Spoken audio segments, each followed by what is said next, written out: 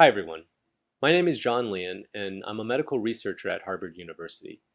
I have a background in infectious disease research, and for over 10 years I studied viral and bacterial diseases and was certified to handle airborne pathogens in a biosafety level 3 containment laboratory. In my career, I've also been involved in the development of novel vaccines and diagnostic toolkits. As you can imagine, I've been asked a lot of questions in recent months concerning COVID-19. While I haven't directly studied COVID-19, and I don't consider myself to be an expert in coronaviruses, I've been asked to give talks, write articles, sit on panels, and even to be an advisor for a healthcare startup focusing on COVID-19. I've tried to help whenever I could, but I've been hesitant to put myself in front of a camera or directly address an audience.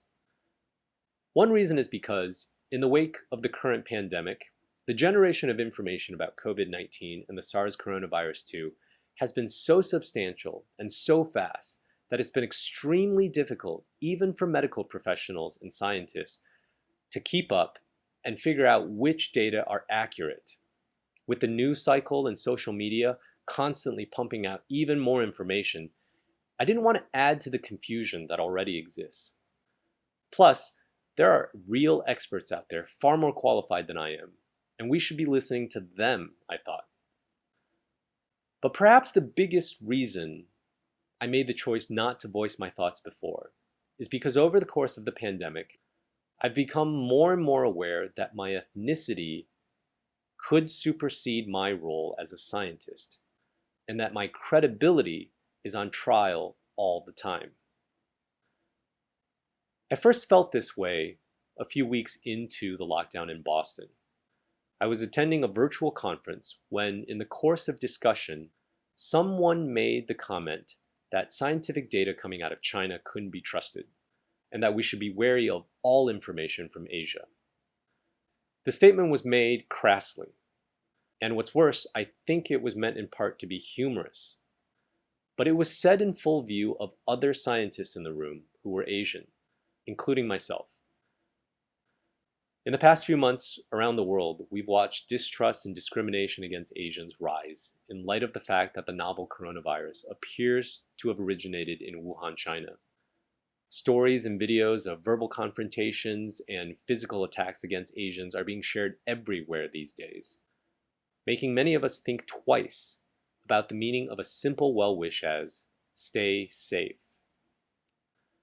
Especially now, when we can learn so much from China and other Asian countries who were first in the world to experience COVID-19 endemically, distrust of scientific data and researchers from Asia was not an issue I had prepared for.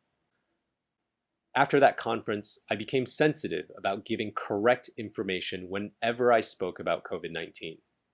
For example, when I was asked to write an article for a newsletter, I drove the editor insane because I kept changing and updating my piece up until the very day of publication.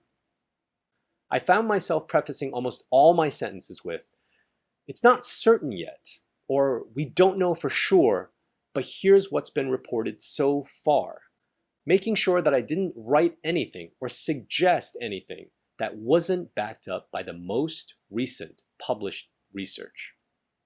I felt like the only way to counter people's fears and anger was to make sure that my scientific knowledge and everything I said was unassailable. Even so, my consciousness of my ethnicity continued to grow. I wore face masks and gloves everywhere I went, and I always carried extras with me so that I didn't give anyone a reason to be afraid of me. But every time someone walking toward me crossed the street, or when I felt a glance in my direction at the grocery store, or when someone would ask me another question about a research study coming out of China, I wondered why.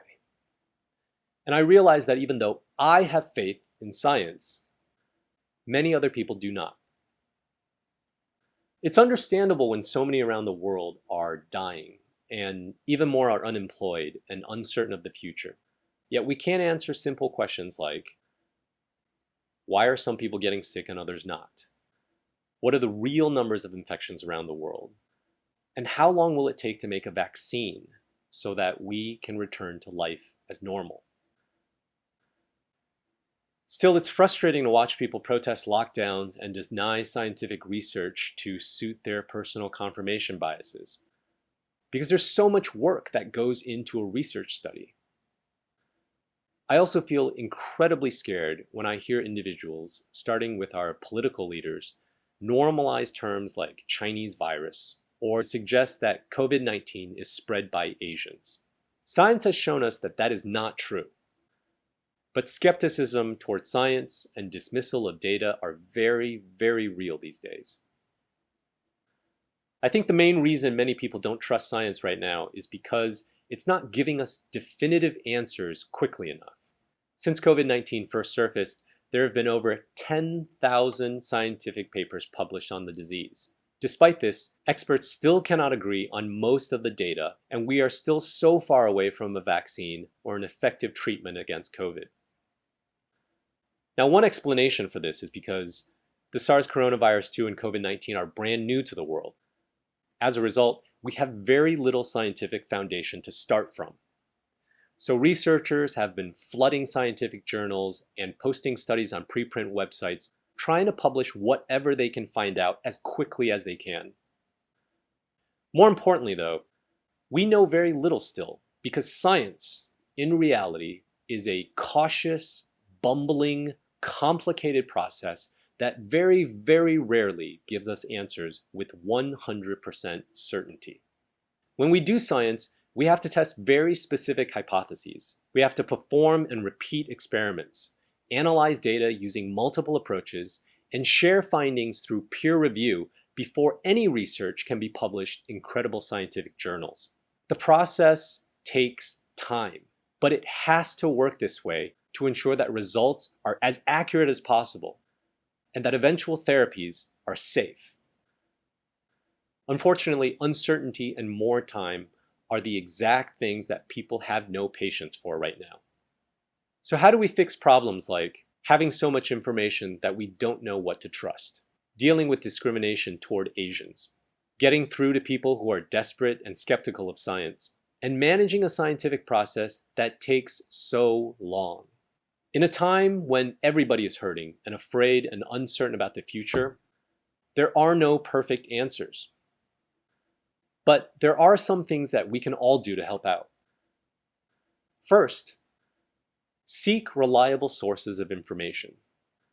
If you're interested in progress being made by medical researchers, then I encourage you to take a look at the papers that are linked to news articles and not just read the one-sentence headlines before sharing information. A lot of journals are making access free during the pandemic, so science papers are available to everyone. Now, science papers are not easy to read, but don't feel intimidated.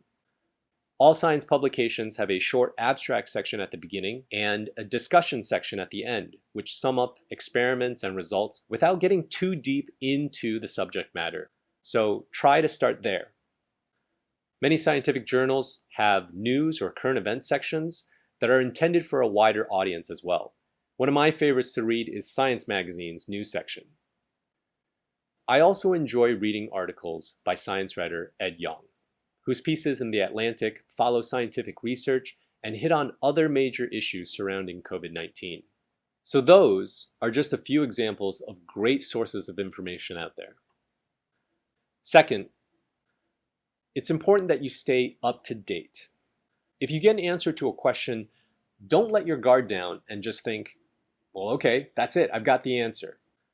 Because we may discover something new tomorrow, or that piece of information about COVID-19 that we think is correct today could be proven incorrect by next week. So refresh your search results often, and be sure to keep your ears open for new studies that are coming out. Next, please take quarantine and lockdown advisories seriously. Wear face masks when you go out in public, because they do protect you, and more importantly, they protect other people around you. And if you hear about something that sounds too good to be true, then question it. Be critical of the details, and don't take the word of just one source or one expert to be fact. Finally, We all know a scientist or physician, so reach out to them and ask questions. It's such an easy thing to do, and trust me, it is no trouble at all. During this pandemic, I've been contacted by high school classmates I haven't spoken to in years. So if you know someone who's an expert, or if you know me, feel free to reach out at any time. Personally, please don't think that it's too late to call or that you'll be bothering me, because chances are I'll be awake at that time anyway, and probably up to no good. I am proud to be an Asian scientist, especially now. And I put my trust in science because I believe thorough data collection, rigorous experimentation, and the correct public health interventions will not only enable us to overcome COVID-19 safely, but it will give us the means to fight ignorance and prejudice. It's a confusing time for everyone, but please know that the global scientific community are rallied together and focused on COVID-19. And when this pandemic is over, we will still be here, working nights and weekends, preparing for the next big thing. So please, believe in us. And please have faith in science.